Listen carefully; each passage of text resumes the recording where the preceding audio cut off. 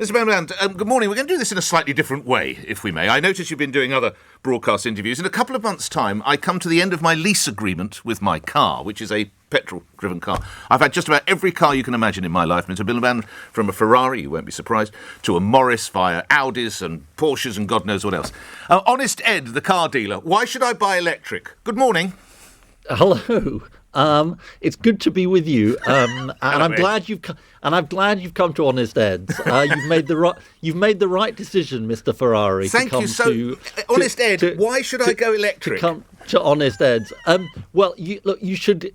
The electric vehicle revolution is coming. You're not going to be able to buy a petrol and diesel car from 2030. It's good for the environment. It's good for cutting air pollution to go electric.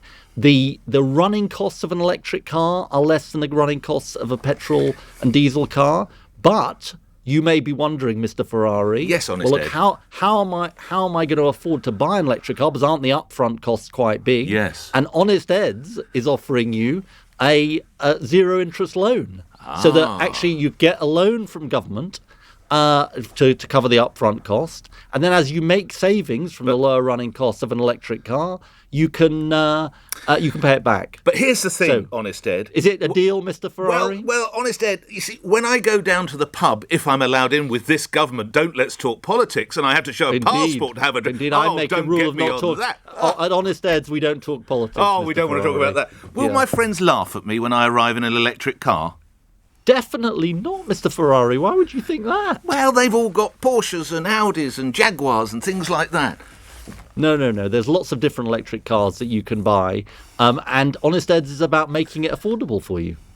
And coming to the serious point, and also, look, important. Sorry, it's jobs. Now to Ed Miliband, we need jobs, and I don't care whether Labour, we need Conservative, jobs. Lib Dems. How will this create jobs, Ed Miliband? Exactly. Look, we've got a global race on, Nick. There's a global race on to be the place where the electric cars get made, and we need these factories, these so-called gigafactories, electric battery factories.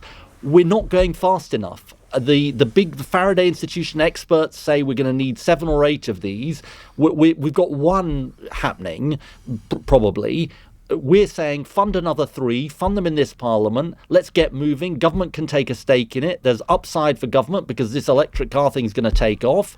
But we've got to get moving because our car industry is incredibly important, and we could either put on lots of jobs in our car industry, or it could really be a threat to our car industry. Let me hold you to a number, lastly, Ed Miliband. You put on quotes, lots of jobs. Do you have an idea how many and what regions are we looking at? So the Faraday Institution says we could put on 75,000 extra jobs in our car industry as a result of this. We know the places where the car industry is really successful, like the West Midlands, the North East and so on, but actually it's all around the country, but it's also about the supply chain, Nick. So there's real potential here, but government's got to step up. We've got to get on with it. And as you say, as we come out of coronavirus, we know we face a jobs emergency. This is the right thing to do.